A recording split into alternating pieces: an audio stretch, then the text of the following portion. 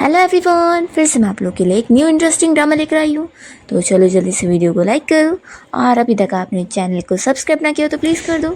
तो ड्रामा की शुरुआत हमारी फीमेल लीड शाओ से होती है, जो कि एक नॉवेल के अंदर रिबॉर्न हो गई होती है।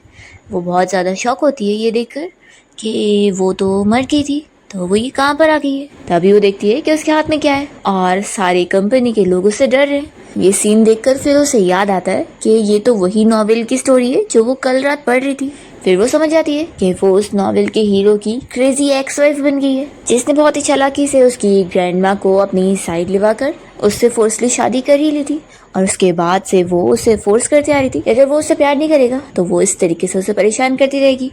तो यहाँ पर भी वो उसकी कंपनी में उसे परेशान करने आई थी और उसे चिल्ला चिल्ला कर बुला रही थी कि वो उसके सामने आए, नहीं तो वो सभी को उड़ा देगी। तभी इतने में नॉवेल का हीरो यानी कि हमारा मेन लीड जियांग यहाँ पर आ जाता है और शाओ उसे देखती रह जाती है और वो तो बहुत ज़्यादा खुश हो जाती है। तभी वो उसे कहता है कि लाओ वो फेंक कर मुझे तो वो तुरंत ही फेंक देती है। तो सिक्योरिटी गार्ड जल्दी से इस चीज़ को बाहर फेंक कर बचा लेता है सबको। और फिर जियांग यहाँ शाओ के क्लोज जाकर उसके कपड़े को टच करने जा रहा होता है, तो कहती है कि तुम क्या कर रहे हो। तभी वो तो उसका नकली प्रेगनेंसी का बेल्ट खोल देता है और यहाँ पर शाओ फिर एम्बैरस हो जाती है और कहने लगती है कि तुम बिलीव करोगे, मैं तो बस तुम्हारे साथ गेम खेल रही थी। तो जियांग से कहने लगता है कि तुम बस यही विश करो कि ग्रैंडमा ज़्यादा से ज़्यादा जिए, तभी तक तुम ठीक रहोगी। और फिर वो अपने गार्ड से कहता है कि मेरी वाइफ थक गई है तो इसे घर लेकर जाओ। और फिर गार्ड्स यहाँ पर शाओ को पकड़ के कंपनी से बाहर निकाल देते हैं। तो शाओ सोचती है कि इस ओरिजिनल ओनर ने तो मेल लीड को इतना ज़्यादा परेशान कर दिया कि वो तो अब उसे इतना हेट करता है और उसकी ग्रैंडमा के मरने के बाद वो सबसे पहले यही काम करने वाला है कि मुझे वो अब्रॉड में वर्कर बना के भेज देगा और मैं बस जिंदगी भर वर्कर की तरह काम करती रह जाऊंगी। वो सोचती है कि नहीं, मैं अपने साथ ऐसा नहीं होने दे सकती हूँ, फिर तो इस मैरिज को मुझे ही ख़त्म करना होगा। फिर वो घर आकर मैरिज कॉन्ट्रैक्ट पढ़ती है तो उससे पता लगता है कि उसका और शैन का सिर्फ म्यूचुअल डिवोर्स हो सकता है और दोनों ही एक दूसरे को चीट भी नहीं कर सकते। ये सब पढ़ के वो सोचती है कि सच में ये लड़की कितनी ज़्यादा मेल लीड से ऑब्सेस थी कि उसने उसकी ग्रैंडमा को फोर्स करके ऐसा वन साइडेड कॉन्ट्रैक्ट साइन करवा ली। वो सोचती है कि सच में वो कितनी ख़राब कैरेक्टर की बॉडी के अंदर आ गई है। फिर इतने में उसे आगे का और भी चीज़ पढ़ने मिलती है जिसे वो पढ़ के खुश हो जाती है, जिसमें लिखा होता है कि अगर जियांग के सारे पैसे ख़त्म हो गए और वो बैंकक्रप्ट हो गया तो फिर शाओ के पास पूरे राइट्स होंगे कि वो इस शादी को ख़त्म भी कर सकती है। तो फिर ये पढ़ के वो खुश हो जाती है कि यानी अगर मैं उसे बैंकक्रप्ट करवा दूंगी तो फिर मुझे आज़ादी मिल जाएगी। वो बड़ी खुश होकर खुद से कहने लगती है कि अमीर होना तो मेरे लिए ड्रीम की तरह है, लेकिन सारे पैसे गंवा कर गरीब होना ये तो मेरी स्पेशलिटी है। फिर वो खुशी के मारे कहने लगती है कि हस्बैंड अब तुम मेरी आज़ादी के लिए गरीब होने वाले हो। फिर नेक्स्ट डे जियांग और शाओ जब ब्रेकफास्ट करने बैठते हैं तो शाओ मज़े में सारा खाना ठूसे जा रही होती है और सोच रही होती है कि आखिर उसे जल्दी गरीब होना है तो जितना ज़्यादा वो खाएगी उतने पैसे ख़त्म होंगे। वो इतनी फास्ट खाना मुँह में डाल रही होती है कि उसका खाना अटक भी रहा होता है। तो ये देखते हुए जियांग सोचता है कि हर रोज़ की तरह आज वो वैसे क्यों नहीं बिहेव कर रही है। फ्लैशबैक में दिखाते हैं कि कैसे रोज़ वो उसे खाना खिलाने के लिए फोर्स करती है और उसे धमकी देती है कि अगर वो उसके हाथ से खाना नहीं खाएगा तो फिर वो ग्रैंडमा को बता देगी और ग्रैंडमा फिर उसकी फिक्र करेंगी। तो यही सब याद करते हुए वो यहाँ शाओ को खुद खाते हुए देख रहा होता है। तभी इतने में फिर उसे लगता है कि फिर शुरू हो गई, अब ये मुझे खिलाने वाली है। पर यहाँ पर शाओ तो अभी भी खुद ही खा रही होती है और उसे पूछती है कि तुम मुझे ऐसे क्यों देख रहे हो, तुम्हें नहीं खाना तो मत खाओ, मैं तो खाऊंगी।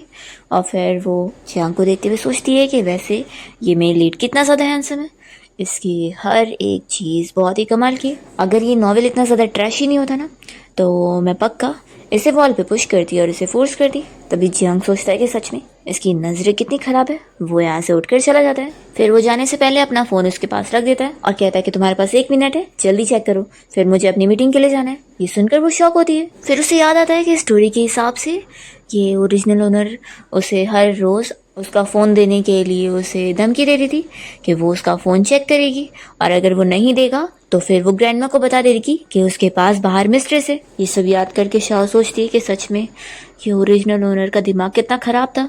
फिर यहाँ पर शाओ से कहती है कि तुम अपना फ़ोन वापस ले लो और हाँ, मैं कसम खाती हूँ कि अब से मैं तुम्हारा फ़ोन बिल्कुल चेक नहीं करने वाली हूँ, तुम्हें जो करना है वो करो और हाँ अच्छा रहेगा तुम पासवर्ड ही चेंज कर लो। तो जियांग उससे कहता है कि अब तुम मेरा अटेंशन ग्रैब करने के लिए ये दूसरी ट्रिक यूज़ कर रही हो ना, देखो मैं बता दूं कि इन सब का कोई फायदा नहीं है। और फिर वो अपना चला जाता है। शाओ तो उसका डायलॉग सुनकर ही गुस्सा हो रही होती है फिर इतने में यहाँ पर वो सुनती है कि मेट्स आपस में एक हॉन्टेड बिल्डिंग के बारे में बात कर रही होती है, जो कि ऑक्शन में भी बिकने रही होती है। इतनी वो बेकार है। तो लोग कह रही होती है कि जो भी उसमें पैसे इन्वेस्ट करेगा वो ज़रूर डूब जाएगा। शाओ तो ये सुनकर खुश हो जाती है और पूछती है कि वो बिल्डिंग आखिर कहाँ पर है। तो वो लोग बता देते हैं कि वेस्ट में। और फिर उसे देखकर तो वो लोग डर जाते हैं। फिर शाओ जियांग की कंपनी में आ जाती है और सोचती है कि वो हॉन्टेड बिल्डिंग तो एक बहुत ही बड़ा स्कैम है और ये बहुत ही अच्छा मौका है मेरे लिए जियांग के पैसे और लुटाने का। मैं अभी जाकर उससे उसका ब्लैक कार्ड लेती हूँ। फिर वो जैसे यहाँ पर उसके ऑफिस में आती है तो सेक्रेटरी उसे बताने लगती है कि मिस्टर जियांग अभी मीटिंग के लिए गए। और हाँ, कंपनी कोई ऐसा एरिया नहीं है जहाँ पर कोई भी ऐसी आ जाए। तो शाओ फिर यहीं पे ही बैठ जाती है और कहती है कि ठीक है, मैं जब तक उसका इंतज़ार करूँगी, तुम जब तक मेरे लिए कॉफ़ी लेकर आओ। तो सेक्रेटरी उसे तुरंत ही मना कर देती है कि मैं यहाँ पर तुम्हारी वेट्रेस नहीं बैठी हूँ और ऐसी लड़की को तो मैं बिल्कुल सर्व नहीं करूँगी जो कि बस पैसे खर्च करने के अलावा कुछ नहीं जानती है। मैं तो यहाँ की चीफ सेक्रेटरी हूँ जिसे मिस्टर जियांग ने हायर करे। तो शाओ सोचती है कि अच्छा, तो ये चीफ सेक्रेटरी है, फिर यानी अगर मैंने इसे फायर करवा दी तो जियांग की कंपनी का काम काफ़ी ख़राब हो जाएगा और उसके बैंकरप्ट होने में ज़्यादा टाइम नहीं लगेगा। शाओ कहती है कि मैं यहाँ पर जियांग से बिजनेस के बारे में बात करने आई हूँ। तो इस बात पर वो सेक्रेटरी उसे बातें सुनाने लगती है कि तुम्हें बिजनेस, तुम यहाँ पर सीन क्रिएट करने के अलावा क्या ही करना जानती हो। फिर शाओ से कहने लगती है कि तुम्हें क्या लगता है कि तुम मुझे यहाँ एम्बेरस कर लोगी और फिर जियांग की वाइफ की पोजीशन तुम्हें मिल जाएगी। सेक्रेटरी उसे और बातें सुनाने लगती है कि तुम इस पोजीशन के लायक हो भी नहीं, पता नहीं मिस्टर जियांग ने तुम जैसी लड़की से कैसे शादी कर ली। मैं तो उनके लिए बहुत ज़्यादा अपसेट हूँ। शाओ खुश जाती है कि मैंने सही अंदाज़ा लगाई थी, ये जियांग की वाइफ की पोजीशन चाहती है। फिर वो उसे कह रही है कि देखो, अच्छा रहेगा कि तुम ये जगह ना लो क्योंकि फिर वो जब बैंकरप्ट होगा तो तुम किसी काम की नहीं बचोगी। तो सेक्रेटरी फिर यहाँ पर शाओ को बहुत सारी बातें सुनाने लगती है और तभी इतने में यहाँ पर जियांग आ जाता है और वो इससे कह देता है कि तुम इसी वक्त ही एचआर के पास जाओ और रिज़ाइन करो। तो कहती है कि आप मुझे कैसे फायर कर सकते हैं, मैंने कंपनी के लिए इतना सारा काम कर रही हूँ और ये मेरे साथ बिल्कुल अनफेयर है। तो जियांग कहता है कि जो तुम काम करती हो उसके तुम्हें पैसे मिलते हैं, ये प्रोफेशनल एग्रीमेंट है, लेकिन तुम्हारी हिम्मत कैसे हुई मेरी वाइफ को बुली करने की। तो एचआर के पास जाओ और अपनी सैलरी लेकर जाओ यहाँ से। तो वो फिर तुरंत ही चली जाती है और ये सब देखकर शाओ सोचती है कि देखा, किसी मैन को पसंद करने का उसका क्या अंजाम निकला, उसे आखिर बैड लक ही मिला। अभी जियांग उसे पूछता है कि तुम्हें ये सब शो करके मज़ा आ रही है। मैं बस तुम्हारी इज्जत इसलिए बचा रहा था क्योंकि मैंने ग्रैंडमा से प्रॉमिस किया था। तो शाओ फिर उसे क्यूट बनते हुए कहने लगती है कि हस्बैंड, तुमने अभी जो सबके सामने मुझे प्रोटेक्ट किया है ना, वो मुझे बहुत ज़्यादा अच्छा लगा। तो कहता है कि अब इतनी बातें मत घुमाओ, मुझे ये सब सुनकर बहुत ही ख़राब लग रहा है, पॉइंट पर आओ। तो फिर वो उसे शोल्डर मसाज देते हुए कहने लगती है कि तुम मुझे अपना ब्लैक कार्ड दे दो, मुझे एक बिल्डिंग खरीदनी है, तुम फिक्र मत करो, बदले में तुम्हें बहुत ज़्यादा फ़ायदा मिलने वाला है। और वो मन में सोचती है कि मैं तो लॉस करने वाली हूँ। जियांग सोचने पड़ जाता है कि ये तो कभी मुझसे पहले पैसे नहीं मांगती थी, तो लगता है अब ये इसकी न्यू ट्रिक है। उसे कहता है कि तुम क्या सोचती हो कि तुमने जो अभी इतनी सारी हरकतें करी हो मेरे साथ, तो ये सब सहने के बाद भी मैं तुम्हारी बात सुनूंगा। तो वो उससे मना रही होती है कि पहले मेरा दिमाग सच में बहुत ज़्यादा ख़राब था, लेकिन अब देखो मैं ठीक हो चुकी हूँ और अब मैं एक न्यू लड़की बन गई हूँ, इसलिए तुम मुझे एक चांस दो अपने आप को प्रूफ करने का। तो जियांग कहता है कि तुम कैसे प्रूफ करोगी। तो शाओ बताती है कि आज तुम जो अपने क्लाइंट मिस्टर ओलिवर से मिलने वाले हो ना, तो मैंने उनके साथ तुम्हारे डिनर के लिए सारा अरेंजमेंट कर दी हूँ और खाना वगैरह मैंने ऑर्डर करी हूँ। तो जियांग कहता है कि वो काम तो मैंने अपनी सेक्रेटरी को दिया था ना, उसने ऑलरेडी कर चुकी थी।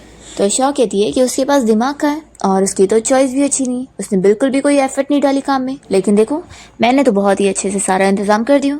फ्लैश पिक में दिखाते हैं कि उसने सेक्रेटरी की बातें सुन ली थी और उसने तुरंत ही सारे स्पाइसी खाने ऑर्डर कर दी थी ताकि उस क्लाइंट को वो परेशान कर सके, और ये सब वो उस क्लाइंट को लूज़ करने के लिए कर रही होती है ताकि जियांग की बिजनेस डील खराब हो। फिर लोग जब डिनर के लिए पहुंचते हैं तो जियांग यहाँ पर सारे स्पाइसी फूड देखकर शॉक होता है और शाओ से कहने लगता है कि ये तुमने क्या करी हो, मिस्टर ओलिवर को स्पाइसी खाने बिल्कुल नहीं पसंद है और तुमने ये सब क्या ऑर्डर करी हो। तो वो कहती है कि ऐसा क्या। फिर जियांग तो अपने क्लाइंट से कहने लगता है कि अगर आपको ये सारे खाने नहीं पसंद है तो मैं अभी इन्हें क्लियर आउट करवा देता हूँ, वो मेरी वाइफ से थोड़ी सी गलती हो गई है, उससे आपकी पसंद के बारे में नहीं पता था। पर तभी यहाँ पर एक क्लाइंट तो बहुत ज़्यादा खुश जाता है और बताता है कि उसने काफ़ी टाइम से स्पाइसी फूड कितना मिस किया। तो खुश होकर खाना अच्छे से खा रहा होता है और जियांग और उसकी वाइफ दोनों की तारीफ भी करता है कि आप लोगों ने मेरे लिए कितना अच्छा खाना अरेंज करे। फिर जियांग तो खुश हो जाता है और शाओ से कहने लगता है कि मेरी वाइफ ने तो कितना अच्छे से होमवर्क करके आई है। शाओ तो अपसेट हो जाती है कि वो यहाँ खराब करने आई थी पर सब अच्छे से हो गया। फिर ये क्लाइंट तो यहाँ पर खुशी के मारे बिजनेस डील को भी फाइनल करता है और कॉन्ट्रैक्ट साइन करने लगता है और बताता है कि वो अब जियांग के साथ पूरे 5 साल के लिए काम करेगा। और फिर वो इन लोग के साथ हैंडशेक भी कर रहा होता है, तो जियांग शाओ का हाथ तो उससे पूरा मिलवा देता है और शाओ के हाथ में जो भी चीज़ें लगती है वो जियांग के कपड़े पे पोज देती है। फिर शाओ अपसेट बाहर खड़ी होती है, तो जियांग आकर उसे कहने लगता है कि क्लाइंट ऑलरेडी जा चुका है, तो तुम यहाँ पर क्या कर रही हो। तो वो कहती है कि मेरा दिमाग इतना ख़राब है, मेरा तो मन कर रहा है कि मैं ऊपर से अभी नीचे कूद जाऊँ। फिर वो उसे कहने लगती है कि तुम ऐसे में हंस रहे हो मेरे ऊपर। वो जैसी ऐसा बोलते हुए पीछे मुड़ती है, तो एक्सीडेंटली इन लोग की किस हो जाती है। फिर शाओ तो जल्दी से उससे दूर होती है और यहाँ पर जियांग उसे वॉल पे पुश करता है और कहता है कि तुम मुझे ये बताओ कि तुम्हें कैसे पता कि मिस्टर ओलिवर को क्या खाने पसंद है। तो शाओ कहती है कि ये तो बस कोइंसिडेंस है, मैं तो बस तुम्हारी हेल्प करना चाहती थी पैसे बचाने में। तो जियांग कहता है कि पैसे बचाने, तुमने मुझे फूल समझी हुई हो, तुम तभी मुझसे पैसे मांग रहे थे बिल्डिंग खरीदने के लिए और क्लाइंट के लिए भी तुमने इतने अच्छे अच्छे खाने अरेंज करी। तो वो सोचती है कि अब मैं इसे ये तो नहीं बता सकती ना कि मैंने इसका बिजनेस ख़राब करने का प्लान करी थी। जियांग कहता है कि पहले तुमने मेरी सेक्रेटरी को फायर करवा दी और फिर मेरे क्लाइंट को भी खुश कर दी, तो मुझे इतना ज़्यादा पसंद करती हो। तो शाओ ये सुनकर शॉक होती है और फिर वो इसी बहाने को पकड़ लेती है कि हाँ ऐसी ही बात है, देखो ना मैं तुम्हारे लिए इतनी क्रेजी हूँ कि तुम्हारी हेल्प करने के लिए मैंने कितनी सारी मेहनत करी, तो मुझे रिवॉर्ड तो मिलना चाहिए ना। और ऐसा बोलकर फिर वो उसे किस करने के लिए आगे बढ़ती है, तो यहाँ पर जियांग जल्दी से उसे दूर कर देता है। तो वो कहती है कि कोई बात नहीं, अगर तुम्हें किस नहीं करना तो कम से कम मुझे ब्लैक कार्ड दे दो। तो वो तुरंत ही उससे दे देता है और ये देखकर फिर वो खुश हो जाती है और कहती है कि तुम सच में कितने अच्छे बॉस हो, और जल्दी से यहाँ से भाग जाती है। तो यहाँ पर जियांग फिर उसके बारे में सोच रहा होता है कि वो हमेशा तो उसे परेशान किया करती थी, लेकिन आज उसे वो बहुत ही इंटरेस्टिंग लगी है। और फिर इसके बाद हम देखते हैं कि शाओ उस बिल्डिंग की प्रॉपर्टी खरीदने के बाद घर आ जाती है और बड़ी खुश हो रही होती है कि अब जल्दी वो जियांग को बैंकक्रप्ट करके दिखाएगी, तभी तो वो अपनी खराब किस्मत को चेंज कर सकेगी। दूसरी तरफ हम देखते हैं जियांग की चाइल्डहुड फ्रेंड लिन को, जिसे इस बारे में पता लग जाता है कि शाओ ने उस हॉन्टेड बिल्डिंग को खरीदी है। तो ये सोचती होती है कि कितनी बड़ी स्टूपिड है। वो सोचती है कि ठीक है, अब मैं इसका और मजाक बनाऊंगी। फिर वो किसी रिपोर्टर को कॉल करके इस न्यूज़ को दे देती है। दूसरी तरफ जिया हाउसकीपर को डिवोर्स कॉन्ट्रैक्ट एक एनवलप में डाल के दे रही होती है और कहने लगती है कि इसे कल तुम मिस्टर जियांग को दे देना। उसका प्लान होता है कि कल तक तो उसने जो मुझे कार्ड दिया था वो फ्रीज हो जाएगा, तो मुझे पूरा यकीन है कि अब उसे बैंकक्रप्ट होने से कोई नहीं रोक सकता। और फिर शाओ क्लब में पार्टी करने के लिए अपने साथ हाउसकीपर आंटी को भी लेकर दी होती है और वहाँ पर वो उनसे कहती है कि आज हम लोग मेल मॉडल्स को हायर करके यहाँ पर खूब मजे करेंगे। फिर हम देखते हैं कि इस क्लब की जो मैनेजर है वो बाहर आकर इस बारे में जियांग को कॉल करके बताती है कि आपकी वाइफ यहाँ पर आई हुई है। तो जियांग कहता है कि ठीक है, उससे रहने दो और पैसे मैं भर दूंगा। तो मैनेजर कहती है कि असल में ये पैसों की बात नहीं है, असल में वो यहाँ पर 18 मेल मॉडल्स हायर कर रही हैं। ये सुनकर तो जियांग शॉक हो जाता है और वो तुरंत ही फिर कार से निकलता है यहाँ पर आने के लिए। फिर इतना देर हो जाता है तो शाओ पूछने लगती है कि एक भी मेल मॉडल्स दिखाई क्यों नहीं दे रहे। तो फिर मैनेजर बहाने करी होती है कि असल में वो लोग आपके लिए परफॉर्मेंस देने के लिए तैयारी कर रहे थे और वर्कआउट करते हुए सभी को चोट आ गई, तो वो लोग सभी हॉस्पिटल गए। तो शाओ फिर अपना और कार्ड देती है और कहती है कि जाओ दूसरे हायर करके लेकर आओ, वो भी ज़्यादा पैसे में। और फिर यहाँ हाउसकीपर आंटी भी वॉशरूम चली जाती है, तो शाओ को अकेला देखकर एक बंदा यहाँ पे ड्रिंक लेते हुए आ रहा होता है। असल में उसने पहले ही हाउसकीपर और इसकी बातें सुन लिया था, तो इसे पता लग गया था कि यही जियांग की वाइफ है जिसे ग्रैंडमा इतना पसंद करती है। तो ये सोचता है कि फिर तो इसका यूज़ करके फैमिली की इनहेरिटेंस तो मुझे ही मिलेगी। फिर वो उसके पास ड्रिंक लेकर पहुंचता है, तो शाओ उसे मेल मॉडल समझकर उसे टच करने लगती है और यहाँ पर वो फिर उसके कान के पास सिल देखकर पहचान लेती है कि ये तो असल में नॉवेल के मेन लीड के डैड का नाजायज बेटा है, यानी कि जियांग का स्टेप ब्रदर, जिसे भी मेरे साथ अब्रॉड में वर्कर के काम के लिए भेज दिया जाएगा। तो मुझे तो ऐसे पर्सन से दूर ही रहना चाहिए क्योंकि मुझे इसके साथ फंसना नहीं है। वो तो तुरंत ही से दूर करने लगती है, तो वापस से उसका हाथ पकड़ के अपने आप को टच करवाता है और कहता है कि क्या हुआ है। तो शाओ फिर उसे कहने लगती है कि मैं बस अपने हस्बैंड के साथ अटेंशन का गेम खेल रही हूँ और तुम हमारे बीच में आने की कोशिश क्यों कर रहे हो। तुम्हें समझ नहीं आता कि ये बस हम लोग का गेम है, मैं बस उसे जेलस करवाने के लिए यहाँ पर आती। दूसरी तरफ हम देखते हैं कि जियांग कार से आते हुए इसी बारे में सोच रहा होता है कि शाओ को तो कभी क्लब पसंद था ही नहीं और वो तो उसे चिल्लाया करती थी कि अगर वो कभी क्लब गया तो वो गुस्सा हो जाएगी। तो इस बारे में वो याद करके सोचता है कि वो इतनी ज़्यादा चेंज कैसे हो गई, क्या कोई पर्सन इतनी जल्दी इतना चेंज हो सकता है। तभी असिस्टेंट उसे बताने लगता है कि क्लब की मैनेजर का कॉल आया था और उसने सुन के बताइए कि मैडम वहाँ कह रही है कि वो बस वहाँ पर आपको जेलस करवाने के लिए गई है ताकि आप दोनों के बीच की चीज़ें कुछ आगे बढ़े। तो जियांग फिर खुश जाता है और सोचता है कि तुम्हें अब मेरे साथ खेलना है ना, तो ठीक है, मैं भी तुम्हें इस गेम में ज्वाइन करता हूँ। वो फास्ट ड्राइव करने बोलता है। फिर हम देखते हैं शाओ को, जो कि चैन को समझा रही होती है कि वो उससे दूर ही रहे क्योंकि वो उसकी तरह अपनी लक खराब नहीं करना चाहती है। तभी इतने में यहाँ पर जियांग पहुँच जाता है और वो शाओ को इस मॉडल से ऐसे क्लोज देखकर बहुत ज़्यादा जेलस हो जाता है और जल्दी से उसे उठा के लेके जाने लगता है। फिर इसके बाद हम देखते हैं कि जब यहाँ पर हाउसकीपर वापस आती है तो वो शाह को बता रही होती है कि मैडम मैं आपके लिए फ्रूट्स भी लेकर आई हूँ, पर यहाँ पर वो होती नहीं है। तभी इतने में सारे मेल मॉडल्स यहाँ पर आ जाते हैं और फिर वो आंटी को स्टेज पर लेके जाते हैं डांस करवाने के लिए, तो वो बहुत इंजॉय कर रही होती है। दूसरी तरफ हम देखते हैं कि जियांग शाह को घर पे ले आता है और उसे पूछता है कि तुम क्या कर रही थी? तुम एक सीक्रेट लवर ढूंढने गई थी। तो कहती है कि क्या हुआ अगर मैंने ढूंढ ली तो उसकी तो कम से कम कोई वैल्यू होगी, लेकिन तुम्हारा क्या? तो जियांग कहता है कि मैं तुम्हारा लीगल हस्बैंड हूँ और तुम मुझसे ही पैसे लेकर मेल मॉडल्स हायर करने गई थी मेरे ही पैसों से, और तुम इमोशनल वैल्यू की बात कर रही हो। तो शाह कहने लगती है कि ठीक है तुम मेरे हस्बैंड हो ना। फिर वो उसे टच करी होती है और कहती है कि वैसे भी तुम उन मेल मॉडल से ज़्यादा अच्छी हो, तो आज मैं तुम्हारे साथ नाइट स्पेंड करके रहूँगी। तो फिर वो उसका हाथ पकड़ के रोकता है और कहता है कि ड्रिंक करने के बाद अब तुम्हारे अंदर हिम्मत आ गई है कि ये सब चीज़ें तुम मुझसे बोल रही हो। तो कहती है कि क्या मैं नहीं बोल सकती? तो जियांग कहता है कि अगर तुम्हारे अंदर हिम्मत है तो कुछ करके भी दिखाओ। शाओ तो खुश जाती है कि वैसे भी हमारा डिवोर्स हो के रहेगा, तो एक बार मैं उसे टेस्ट करके ट्राई कर सकती हूँ। जियांग उसे डांटता है कि तुम्हारे ऊपर से ड्रिंक की इतनी स्मेल आ रही है, पहले अपने आप को क्लीन करके आओ। तो फिर वो शावर लेने के लिए जा रही होती है और कहने लगती है कि जब तक मैं अपने आप को क्लीन करके आ नहीं जाती तब तक यहाँ पर मेरा इंतजार करो। तो वो सोचता है कि आखिर इसकी ये सारी हरकतें मुझे क्यूट क्यों लग रही है। वो सोचता है कि मैं सच में पागल हो गया हूँ। फिर वो इतने देर से यहाँ पर वेट करता रह जाता है पर शाओ अभी तक आती ही नहीं है। तो फिर वो खुद बाथरूम में चेक करने जाता है और देखता है कि वो तो वहीं बैठे बैठे सो रही होती है। तो जियांग फिर शाओ को उठाकर यहाँ पर बेड पे लाके लेटा देता है।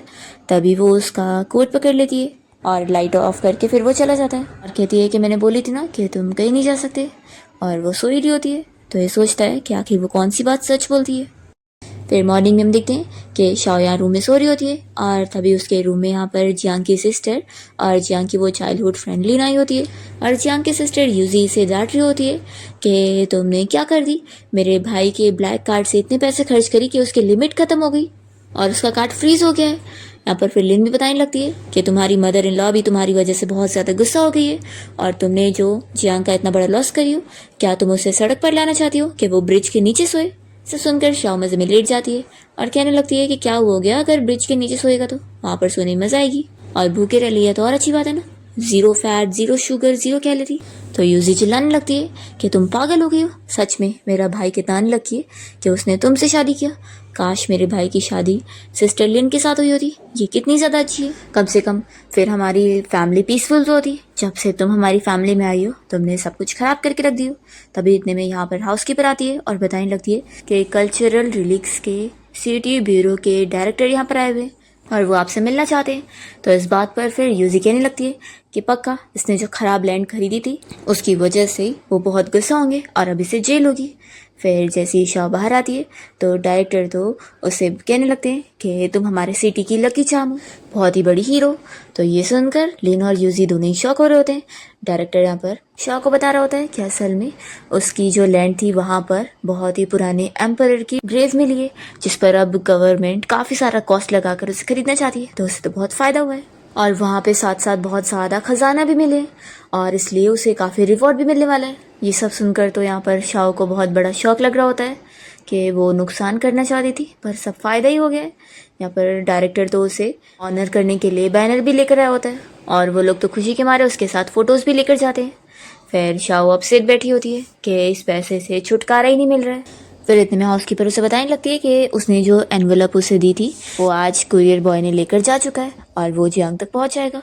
तो ये सुनने के बाद शाओ तो शॉक हो जाती है और तुरंत ही उसे लेने जाने के लिए निकल रही होती है कि वो जियांग तक उसे पहुंचने नहीं दे सकती। वो रोते हुए कहती है कि आंटी अगर आज मैं वापस नहीं आई ना तो आप मेरे लिए प्रेयर करना, हम लोग अब नेक्स्ट लाइफ में मिलेंगे। वो चली जाती है और आंटी सोचती है कि वो तो डायरेक्टली डिलीवरी बॉय को कॉल करके मना कर सकती थी, उसे जाने की क्या ज़रूरत थी। दूसरी तरफ हम देखते हैं कि शाओ यहाँ जल्दी में साइकिल चलाते हुए जा रही होती है और सोचती है और वो सोचती है कि मैं जियांग को बैंकरप्ट करने से पहले उसे डिवोर्स के बारे में पता लगने नहीं दे सकती हूँ। फिर वो जब तक कंपनी पहुँचती है तो लिफ्ट भी बंद हो जाती है, तो वो सीढ़ियों से ही जाने लगती है और हम देखते हैं यहाँ पर जियांग तक वो लेटर पहुँच जाता है। तो वो सोचता है कि उसने फिर मेरे लिए कोई लव लेटर भेजी होगी। वो फिर जैसे उस एनवेलप को खोल रहा होता है तभी यहाँ पर शाओ भागते हुए आती है और उसे छीनने की कोशिश करती है कि उसे मत देखो। जियांग फिर उसे लेने नहीं देता और तभी छीना झपटी में ये लोग नीचे गिर जाते हैं और दोनों की एक्सीडेंटली किस हो जाती है। और फिर वो जैसे ही खड़ी होती है तो कहती है कि अच्छा हुआ तुमने पूरे ऑफिस में कारपेट डाल के रखे हो, नहीं तो मेरा बेचारा ब्रेन अगर टूट जाता तो कहता है कि तुम्हारे पास ब्रेन है ही कहाँ, तुम बस ट्रबल ही तो करती रहती हो, और वैसे ये क्या छुपा रही हो, इसमें क्या है, मुझे एक्सप्लेनेशन दो। तो शाओ फिर बहाना करती है कि ये मैंने तुम्हारे लिए लव लेटर लिखी थी। जियांग कहता है कि अच्छा लव लेटर था, तो इसे देने के बाद तुम वापस क्यों ले रही हो। तो शाओ कहती है कि क्योंकि मुझे रिग्रेट हो गया, मुझे लगता है कि मुझे तुम्हारे लिए और भी अच्छे वर्ड्स के साथ लव लेटर लिखना चाहिए था, तो मैं इसे वापस से लेके जाके लिखने वाली हूँ और इसका मैं बहुत ही अच्छा वर्जन लिखूंगी जो कि मेरे दिल से होगा। तो कहता है कि ठीक है, फिर मैं तुम्हारे लेटर का इंतज़ार करूंगा, आखिर मैं भी तो देखूं कि तुम कितना दिल से लिखने वाली हो। तो कहते हैं कि ठीक है बॉस, आप तुम इंतज़ार करो। फिर वो बताता है कि मैं अपनी मीटिंग के लिए जा रहा हूँ और जाते जाते फिर वो उसे बताने लगता है कि वैसे आज हम लोग मेरी फैमिली के घर चलेंगे, आज ग्रैंडमा का बर्थडे, और हाँ याद रखना कि अपना ब्रेन साथ लेके चलना, वहाँ चल के अपने आप को और मुझे एम्बेरस मत करना। तो शाओ से कह रही होती है कि तुम फिक्र मत करो, और यहाँ पर सोच रही होती है कि वो जो बोलेगा वो उसके खिलाफ ही काम करेगी। फिर शाओ यहाँ पर हाउसकीपर आंटी को कॉल करके उसके सारे स्टोरेज में जो भी लग्जरी और एंटीक वाला सामान है उन्हें पैक करने बोल देती है ताकि वो ग्रैंडमा को गिफ्ट में दे सके। फिर इसके बाद वो जियांग के साथ जब यहाँ उसके ओल्ड हाउस के घर के बाहर पहुँचती है तो बड़ी खुश हो रही होती है इतनी बड़ी जगह देखकर। यही वो सीईओ वाला मेंशन है जो हमेशा वो नॉवेल में पढ़ा करती थी, यहाँ पर तो मनी की स्मेल आ रही है। फिर वो यही सब सोचने में लगी होती है और तब तक जियांग अंदर भी चला जाता है और अपने अंकल आंटी को हेलो कर रहा होता है। तो शाओ भी फिर अंदर भाग कर आती है और सोचती है कि इसके कितने लंबे पैर है, इतनी जल्दी आ गया। वो गुस्से में यहाँ पर उसे मारने का नाटक करती है। तो लिन ये देख कर जियांग से कहने लगती है कि लगता है तुम्हारी वाइफ फिर से तुम पर गुस्सा हो गई है। तो जियांग कह देता है कि हमारे बीच में क्या चल रहा है क्या नहीं, उसमें तुम कोई भी इंटरफेयर करने वाली होती नहीं हो। तो यहाँ पर फिर लिन का मुंह बंद हो जाता है और शाओ तो कपकेक देखकर जल्दी से उसे खाने के लिए जाती है। फिर इतने में इन लोग के घर पे यहाँ पर वे आई होती है और सिक्योरिटी गार्ड उसे अंदर नहीं जाने दे रहा होता है।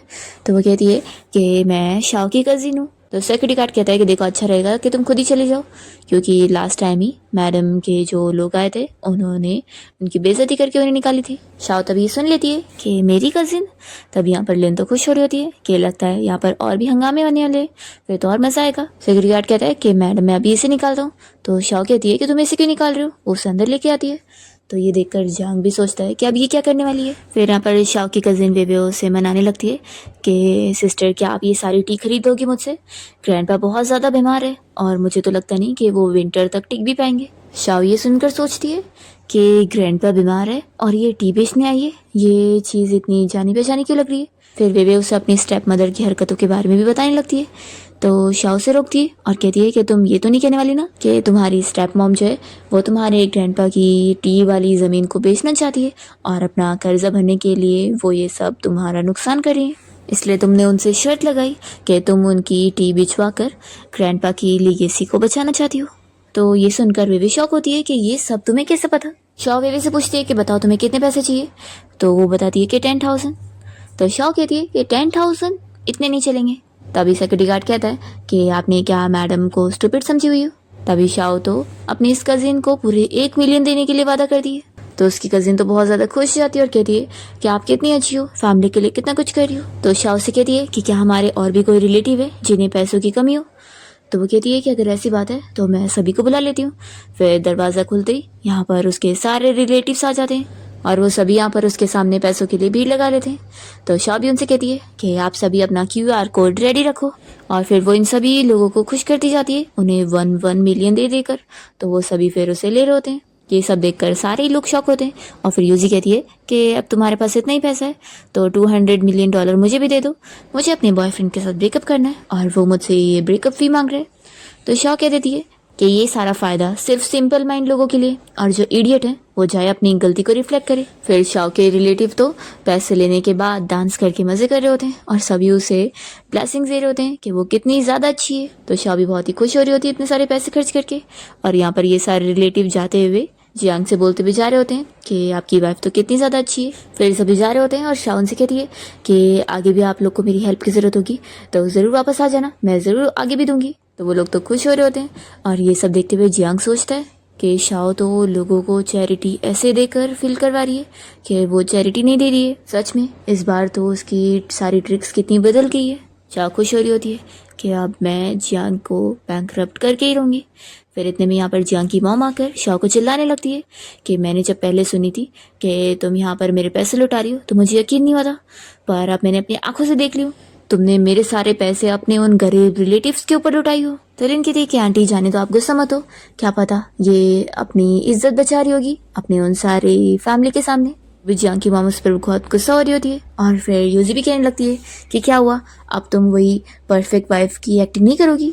फिर शाओ यहाँ पर जियांग की मॉम को समझाने लगती है कि मैं तो बस एंजल इन्वेस्टिंग करी थी और इससे तो आपको ही फायदा होगा ना, ये अच्छे काम होते हैं। तो वो उसे चिल्लाती है कि तुम बस पैसे पर बात करने के लिए पैदा हुई हो। तभी इतने में यहाँ पे ग्रैंड माँ जाती है और सभी को चुप कराती है कि यहाँ पर कोई भी झगड़ा नहीं करेगा। फिर जियांग की मॉम ग्रैंड माँ से इस बारे में कहने लगती है कि मॉम आखिर आप इसकी इतनी साइड लेती है कि देख लो ये कितने सारे गलत गलत काम कर रही है। तो सूजी बताने लगती है कि हाँ ग्रैंड माँ देख लो ये हमारी फैमिली के पैसे कैसे आउटसाइडर्स पे लुटा रही है। तो फिर यहाँ पर लिन भी कहने लगती है कि सच में ये कितनी ज़्यादा ख़राब है, जियांग ऐसी इतने ज़्यादा प्रेशर में और ये पैसे खर्च करके उसे और परेशान कर रही है। फिर ग्रैंड माँ इस बारे में शाओ से पूछ के कंफर्म कर रही होती है कि तुमने उन लोगों को पैसा दी। तो शाओ कहती है कि हाँ, और वो मन में सोच रही होती है कि हाँ अब भी मुझे घसीटते हुए यहाँ से डिवोर्स के लिए लेकर चलूँ। तभी ग्रैंड माँ उसे अपने पास बुलाती है तो शाओ डरते हुए जा रही होती है कि पक्का अब ये मुझे थप्पड़ लगाने वाली होगी, लेकिन वो खुश होती है कि कम से कम ज़िंदगी भर वर्कर बनने से तो अच्छा रहेगा कि मैं यहाँ से निकाली जाऊँ। तो बाय बाय ये अमीर फैमिली। फिर यहाँ पर शाओ तो अपना गाल आगे कर रही होती है पर ग्रैंड माँ तो उसके सर पे अच्छे से हाथ रख कर कहने लगती है कि तुम कितनी अच्छी बच्ची हो गई हो, अब जाकर तुम बड़ी हुई हो। ये सुनकर जियांग की मॉम कहती है कि आप ये क्या बोल रही हो, इसने इतने सारे पैसे उड़ाकर इतना गलत काम करी है और आप इसकी तारीफें कर रही हैं। तो शाओ मन में सोच रही होती है कि हाँ मुझे बहुत ही बड़ी पनिशमेंट दो। तभी यहाँ पे ग्रैंड माँ तो चिल्लाती है और कहती है कि शाओ ने बहुत ही अच्छा काम करी है। तो ये सुनकर शाओ को समझ आता है कि ग्रैंड माँ तो मेरी बहुत बड़ी फैन निकली। और फिर जियांग भी सोचता है कि अब मुझे समझ आया कि इसने वो सारी हरकतें ग्रैंड माँ का फेवर जीतने के लिए करी थी। तभी यहाँ पे ग्रैंड माँ इस बारे में जियांग से पूछती है कि तुम बताओ कि शाओ ने आज चीज़ें कैसे हैंडल करी। तो जियांग भी फिर शाओ की तारीफ करता है कि हाँ ग्रैंड माँ आप बिल्कुल सही बोल रही हो, इसने बहुत ही अच्छा काम करी है, ये कितनी अच्छी है। तो शाओ मन में सोचती है कि आखिर ये लोग मेरी तारीफ क्यों कर रहे हैं। तभी यहाँ पे ग्रैंड माँ कहने लगती है कि यही तो शाओ इतनी सेंसिबल बच्ची है, इसलिए मैं घर में किसी को भी इसे बुली करने नहीं दूंगी और मैंने सोच लिया कि मैं इसे गिफ्ट के तौर पे शेयर्स देने वाली हूँ जो कि तुम दोनों की जॉइंट प्रॉपर्टी होगी और ये पूरे 5% शेयर की होगी। ये सुनकर ये लोग शॉक हो जाते हैं और लिन को तो गुस्सा आ रहा होता है कि इस शाओ ने इस ग्रैंड माँ पर क्या जादू करी हुई है। शाओ भी ये सुनकर सोचती है कि ये 5% तो कितने सारे बिलियंस होंगे। ग्रैंड माँ यहाँ पर शाओ और जिया दोनों का हाथ पकड़ाते हुए कहने लगती है कि अब तुम दोनों जल्दी से मुझे एक ग्रेट ग्रैंडसन दे दो। तो फिर दोनों जल्दी से अपना हाथ छुड़ा लेते हैं और शाओ सोचती है कि बेबी करना होगा, यानी फिर मैं वर्कर भी बनूंगी और बेबी सिटिंग भी करती रहूंगी। जियांग उसे देखकर सोच रहा होता है कि ये तो बेबी करने के लिए इतनी खुश हुई जा रही है। फिर हम देखते हैं कि शाओ क्लब गई होती है जहाँ पर जियांग भी पियानो प्ले करते हुए उसे देख रहा होता है। शाओ इतनी अपसेट होती है और गॉड से कह रही होती है कि मुझे सारे पैसे ख़त्म करने थे और अब 10 बिलियन और बढ़ गए, इतने सारे पैसे अब मैं करूँगी क्या, गॉड आप मेरे साथ क्या कर रहे हैं। और वो यही सोच कर वाइन पी कर बहुत ही ड्रंक भी हो जाती है। तभी इतने में उसे चैन नज़र आता हुआ दिखता है और वो सोचती है कि ये जाना पहचाना क्यों लग रहा है। वो उसके पास जाने वाली होती है तो जल्दी से जियांग जाकर उसे अपनी तरफ खींचता है और फिर उसे डांटने लगता है कि तुम ड्रंक होने का नाटक करके किसी और मैन के ऊपर गिरने चाह रही थी। तो शाओ से चिल्लाती है कि आज मैंने तुम्हारे लिए इतने सारे पैसे बनाई हूँ और यहाँ मैं बस सेलिब्रेटरी ड्रिंक करने आई थी, तो आखिर इससे तुम्हें क्या प्रॉब्लम हो रही है। तो कहता है कि अच्छा तो तुम्हें यहाँ पे सीन क्रिएट करना है। वो उसे ज़बरदस्ती उठा के लेके जा रहा होता है।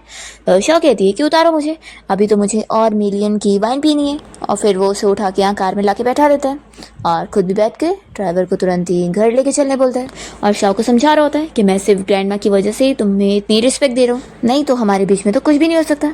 तभी शाओ उसे किस करने लगती है तो वो उसे दूर करता है और कहता है कि क्या तुम्हारा दिमाग खराब हो गया। तो शाओ कहती है कि तुम ही तो चुप नहीं हो देते और अगर तुम अभी भी चुप नहीं हुए ना तो मैं वापस करूँगी। तो फिर जियांग तो उससे अपने से दूरी कर देता है और तभी यहाँ पर शाओ तो खराटे ले रही होती है। तो वो सोचता है कि मैं बस उम्मीद करता हूँ कि तुम सच में सो रही होंगी।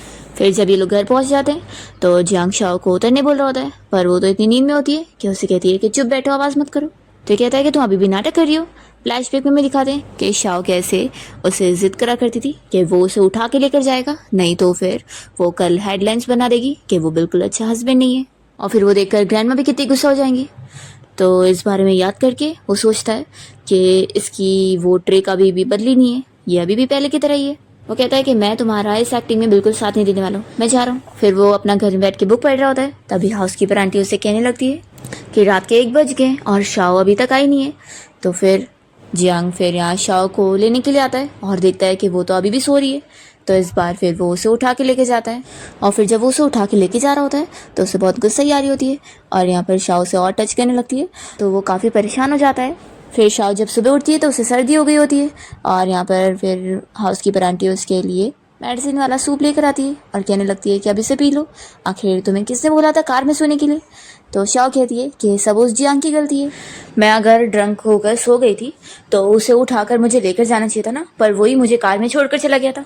तो फिर मेरी आंटी कहती है कि लेकिन इसका पूरा ब्लेम तुम यंग मास्टर के ऊपर भी नहीं डाल सकती हो, इससे पहले तुम ही उनके ऊपर गुस्सा करा करती थी, स्लीवलेस ड्रेस पहनकर तुम उसके सामने जिद करा करती थी, अगर वो तुम्हारी बात नहीं सुनेगा तो तुम ठंडी में अपने आप को बीमार कर लोगी। तो उसे ऐसी लगा कि कल भी तुम वैसे ही नाटक कर रही होंगी। तो शाह को भी ये जानने के बाद फिर से उस ओरिजिनल ओनर के ऊपर गुस्सा आता है कि वो कितनी ज़्यादा लव ब्रेन थी और उसकी वजह से अब इसे ये सब झेलना पड़ रहा है। तभी मेरी आंटी कहती है कि वैसे तुम अब पूरी बदल चुकी हो और चेंज हो गई हो। तो शाह कहती है कि कैसी बदल गई हो। तो आंटी कहती है कि अब तुम बहुत ज़्यादा अच्छी हो गई हो और हम सभी की केयर भी करती हो, तो मुझे फ़र्क नहीं पड़ता कि तुम कौन हो और तुम ये बॉडी के अंदर कैसे आई, मैं बस यही चाहूँगी कि तुम हमें छोड़कर कहीं मत जाना। उसे ये भी बताती है कि वैसे यंग मास्टर का जो एटीट्यूड है तुम्हारे लिए वो भी काफ़ी बदल गया है। शाह पूछती है कि अब क्या डिफरेंस है, तो बताने जा रही होती है, तभी इतने में किसी की आने की आवाज़ आती है।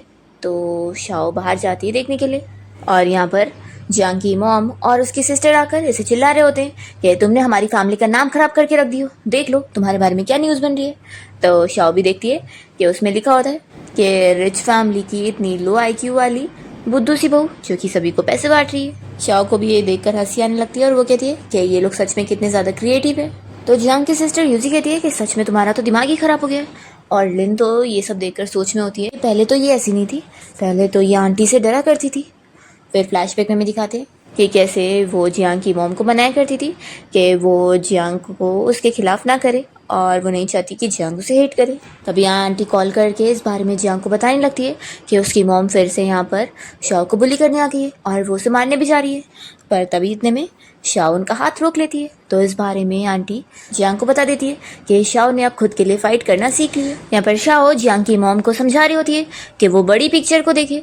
हाँ, थोड़ा मोड़ा उनका नुकसान हुआ है स्टॉक्स का, लेकिन आगे चल के उनकी रेपुटेशन कितनी अच्छी हो जाएगी जो उसने काम करी इस वजह से। जियांग की मॉम कुछ भी बोलने को करती है तो वो उनके लिप्स पे हाथ रख के उन्हें चुप करा देती है और कहती है कि आप मेरी बात को समझो। तभी इतने में यहाँ पर शाओ की वही कजिन आ जाती है और वो उसे बहुत ज़्यादा थैंक्स कर रही होती है। तो शाओ को पहले तो लगता है कि वो यहाँ और पैसे मांगने आई होगी, पर वो उसे बताने लगती है कि उसकी वजह से पूरे विलेज वालों को फ़ायदा हुआ है। उस दिन की जो वीडियो थी वो इतनी लीक हुई और इतनी वायरल गई कि गवर्नमेंट ने उस विलेज के ऊपर बहुत सारे पैसे लगाए और उन लोगों का इतना ज़्यादा फ़ायदा हुआ है, वो भी सिर्फ उसकी वजह से। तो शाह को यहाँ पर बहुत सारी चीज़ें शौक लगती है कि उसने बिल्कुल अपने बारे में सब सच बताई थी कि उसके ग्रैंडपा सच में बीमार थे और उसकी जो ज़मीन के लिए उसने पैसे मांगी थी वो भी बिल्कुल सच था, और अब उसके ग्रैंडपा बिल्कुल ठीक हो गए और वो डिस्चार्ज भी हो चुके हैं। शाह पूछती है कि फिर तुम्हारी स्टेप मदर का क्या। तो फिर कज़िन बताती है कि उसने तो रिपेंट कर ली और माफ़ी मांग ली कि अब वो बदल जाएगी। और फिर ये सुनने के बाद बहुत ज़्यादा सदमे में चली जाती है। तो उसकी कज़िन कहती है कि तुम्हें तो खुश होना चाहिए, पूरे विलेज वाले तुम्हारे लिए मॉन्यूमेंट बनाना चाहते हैं। शॉ कहती है कि रहने दो इसको। वो यहाँ पर यूजी से पूछती है कि तुम बताओ उस वीडियो पर पब्लिक के क्या कमेंट्स आए निगेटिव वाले। तो उससे पता लगता है कि एक भी निगेटिव कमेंट नहीं है, उल्टा सब उसकी तारीफ़ें कर रहे हैं। इस बारे में जियांग को भी उसका असिस्टेंट सब बता रहा होता है कि शाओ की वजह से कंपनी को कितना ज़्यादा फ़ायदा हो गया।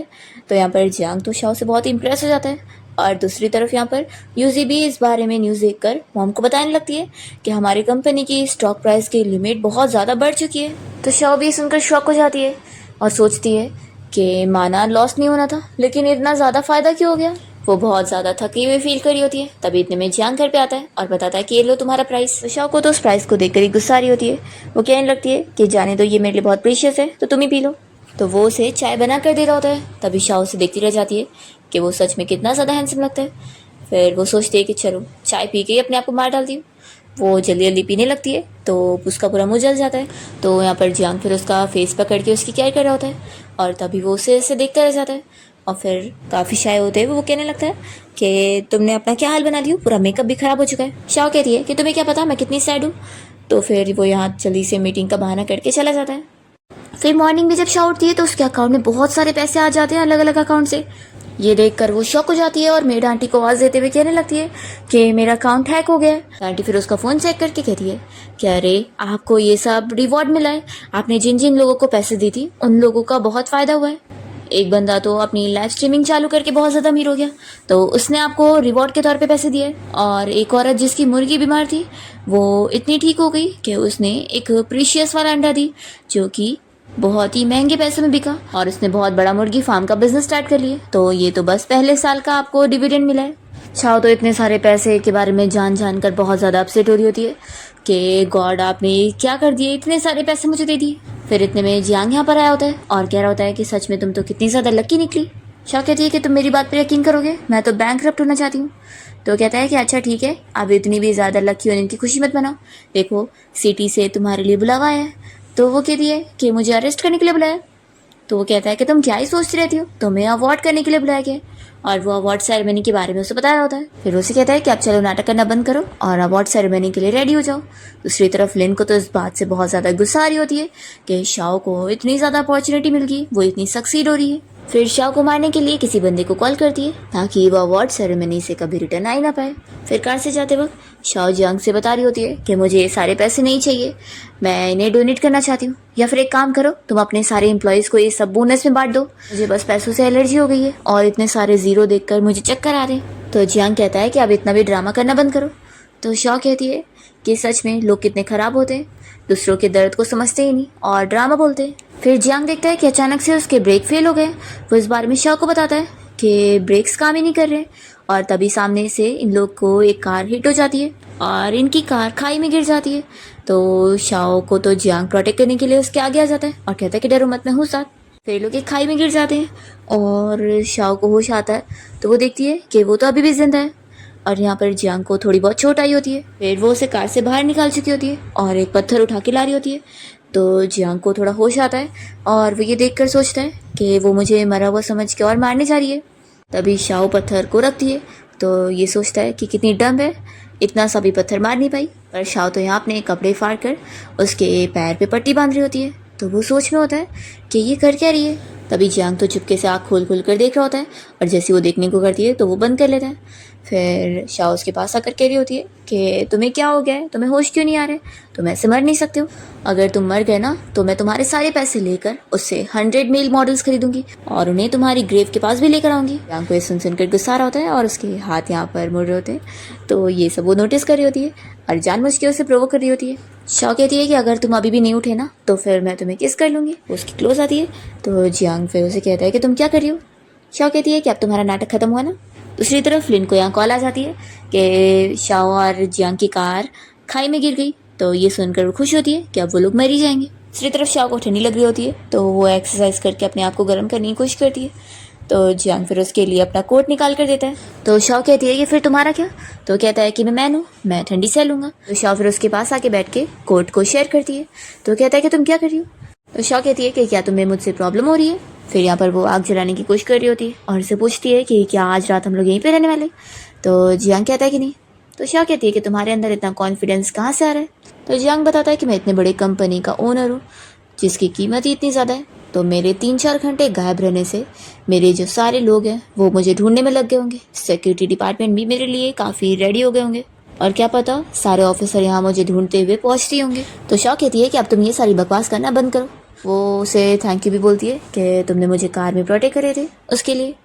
तो फिर वो कहता है कि तुम्हारी जगह कोई जानवर भी होता तो भी मैं उससे प्रोटेक्ट करता। फिर शाओ से ऐसे देखकर पूछती है कि तुम्हारा फेस इतना उतरा हुआ क्यों लग रहा है। वो जल्दी से आकर उसके सर पे हाथ रखती है और कहती है कि इतना ठंडा। फिर वो कहती है कि नहीं मेरे हाथ ठंडे। तो फिर वो अपने सर से उसका सर चेक कर रही होती है टच करके, और फिर शाओ यहाँ पर जियांग को समझा रही होती है कि तुम बिल्कुल भी सो नहीं सकते हो, तुम्हें होश में रहना होगा। तो जियांग कहता है कि मुझे कभी कभी ऐसा फील होता है कि तुम बिल्कुल ही डिफरेंट पर्सन हो। शाओ ये सुनकर बातें पलटने की कोशिश करती है। जियांग कहता है कि अभी मेरा बोलकर नहीं हुआ।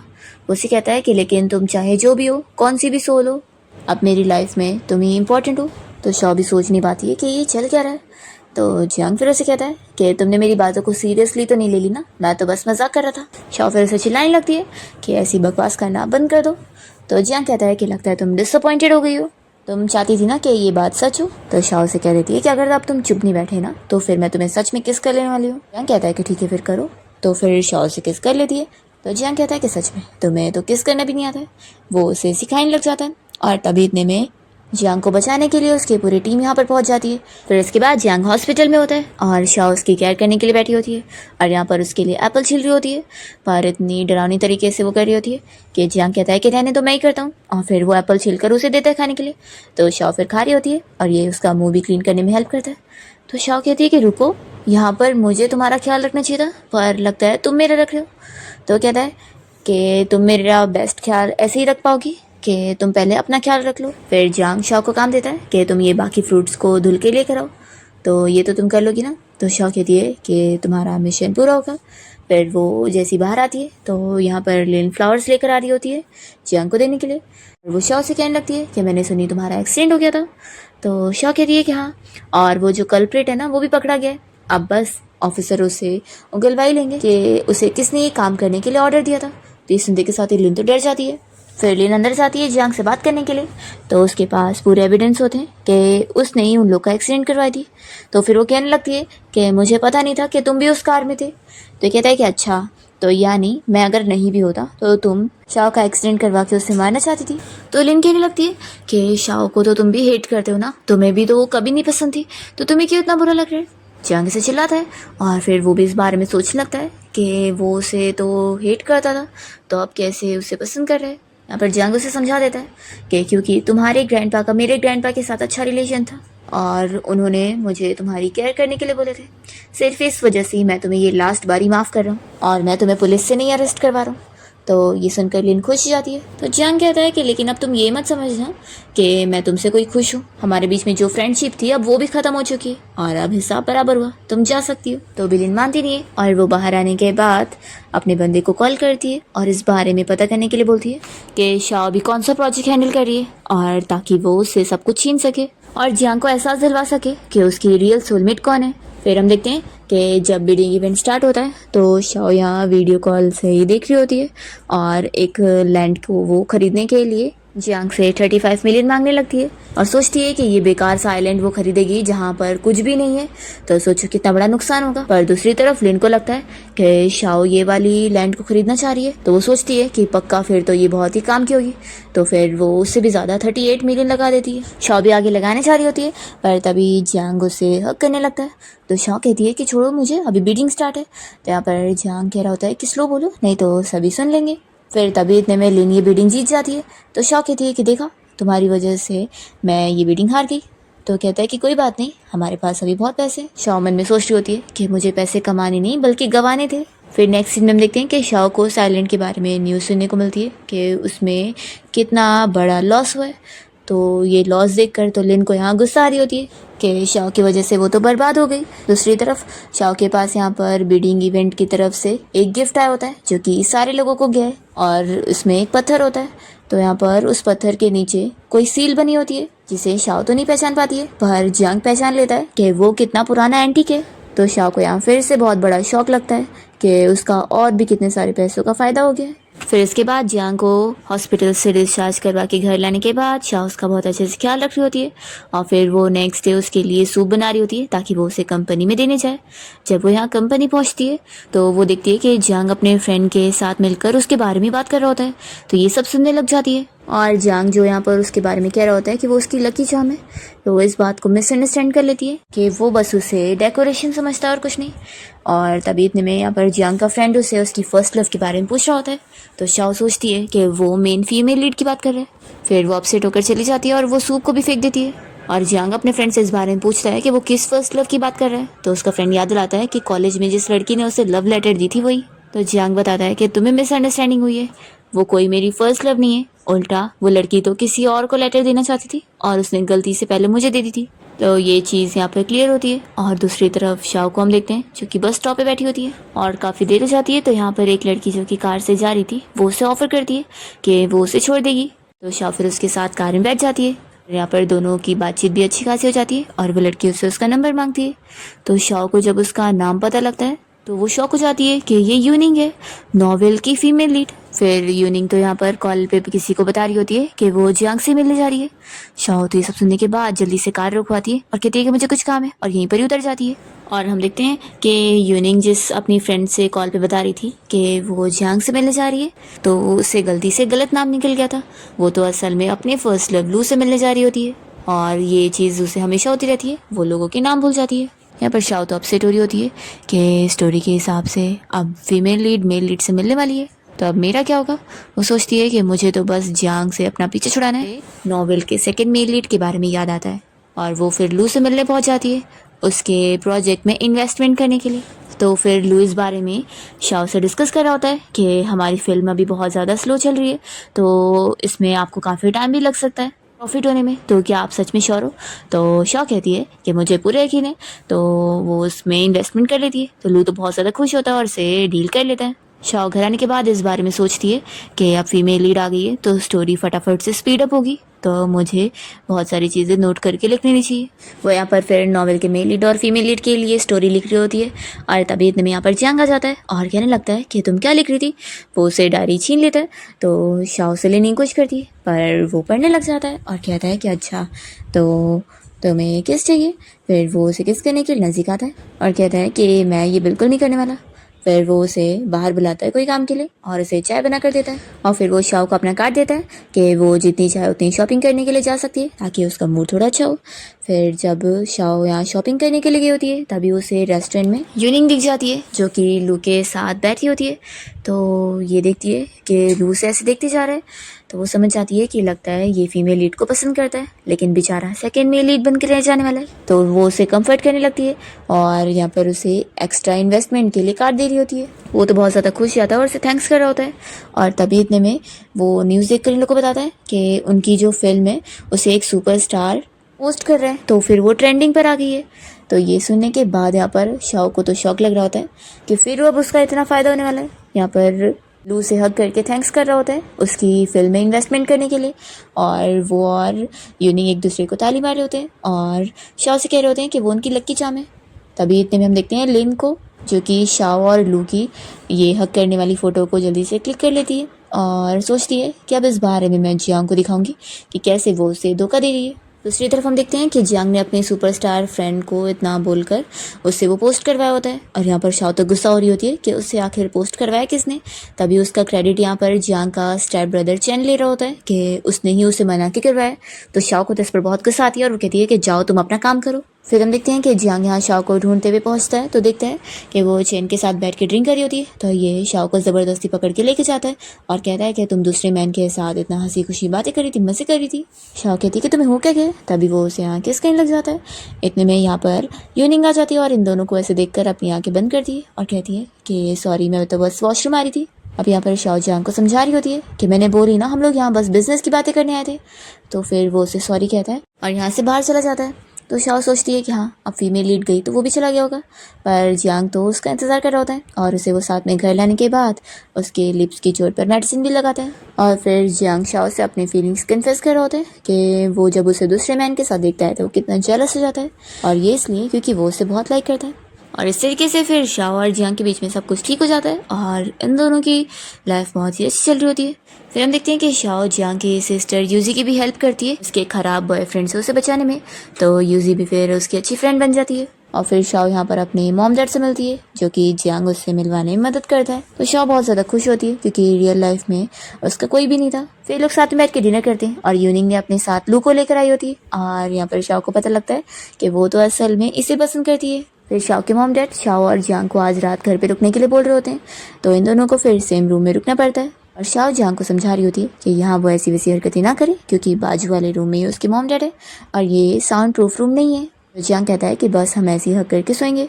फिर नेक्स्ट टाइम देखते हैं कि लिन ने यहाँ पर जियांग की मॉम को लेकर आई होती है ये दिखाने के लिए कि शाओ ने कैसे उनके बेटे को यहाँ पर अपने साइड कर रखी है।